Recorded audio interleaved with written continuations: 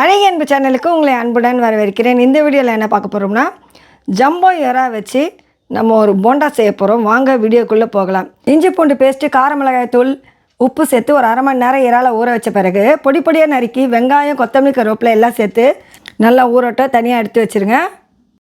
ஒரு அரை கப் மைதா, தேவையான அளவு உப்பு, தண்ணீர் சேர்த்து சப்பாத்திக்கு நம்ம எப்படி மிருதுவாக பிசைவோமோ அதுபோல் நல்லா பிசைஞ்சு எடுத்துக்கோங்க.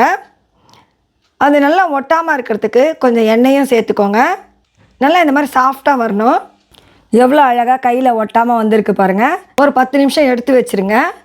பிறகு கையில் எண்ணெயை தடவிட்டு கொஞ்சம் கொஞ்சம் மாவாக எடுத்து நல்லா தட்டிடுவோம்.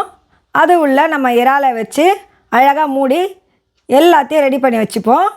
இப்போ நம்ம பாத்திரத்தை வச்சு எண்ணெயை கொஞ்சம் சேர்த்து, எண்ணெய் நல்லா சூடாகணும். சூடான பிறகு எல்லாத்தையும் ஒன்றா போட்டு பொரித்து எடுத்துக்கலாம். நல்ல ப்ரௌனாக வரணுங்க.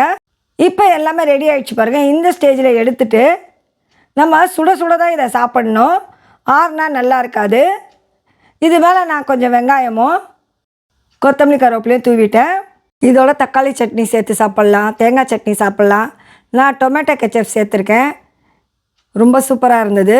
நீங்களும் ட்ரை பண்ணி பார்த்துட்டு எப்படி இருக்குன்னு எனக்கு இந்த வீடியோ கீழே கமெண்ட் பண்ணி ஷேர் பண்ணுங்கள். இந்த வீடியோ உங்களுக்கு பிடிச்சிருந்தால் லைக் பண்ணுங்கள், கமெண்ட் பண்ணுங்கள். மறக்காமல் அழகி அன்பு சேனலை சப்ஸ்கிரைப் பண்ணுங்கள். மீண்டும் சந்திப்போம்.